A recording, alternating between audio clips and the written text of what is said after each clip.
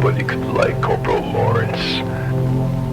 That's not to say that nobody tried, or that he was somehow unfriendly. There was no distinct reason to dislike him. He was a plain man, average height, average build, bland of voice and action. Merely, he was one of those few that seemed to be wired differently. He was quiet, as he had nobody to talk to, and still, as he had nothing to do for long stretches of time, he rarely slept as well, and bunkmates said he would mumble in his sleep almost constantly. But he fought, listened to orders, and didn't disrupt the other soldiers, and that was all that was required.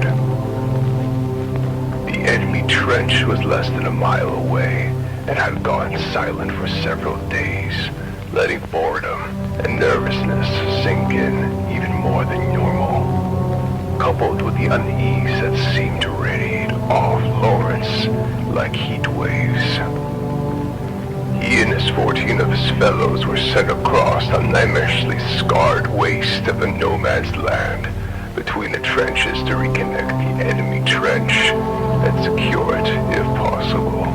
It was strongly theorized that he was sent over the trench by his commanders, more of a desire to have him away than for his minimal combat skill. It was almost taboo to speak of Corporal Lawrence. It was a while he was gone that someone started asking questions. Nobody remembered him ever talking of home. Questions started to float among even the higher levels of the command. He'd come in with a squad of reinforcements transferred from France, but there was no paperwork.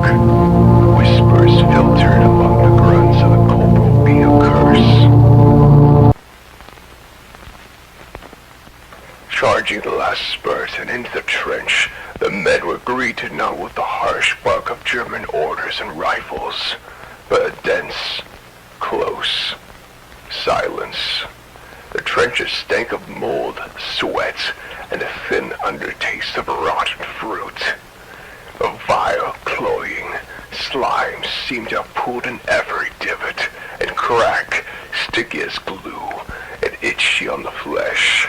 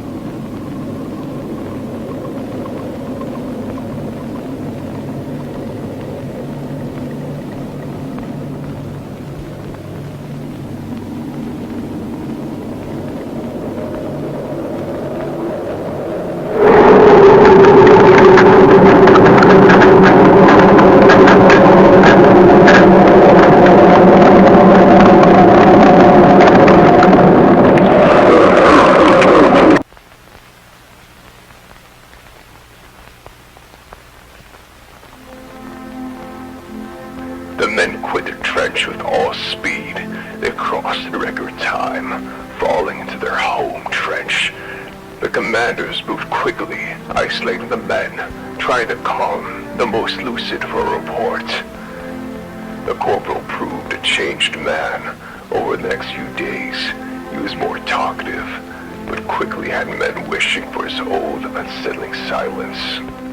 But he rambled about the joys of close spaces of creation and destruction that seemed to spring up all around them, all of which made some men threaten Corporal Lawrence with a quiet, ignoble death, which only seemed to stretch the near constant smile on his face even wider.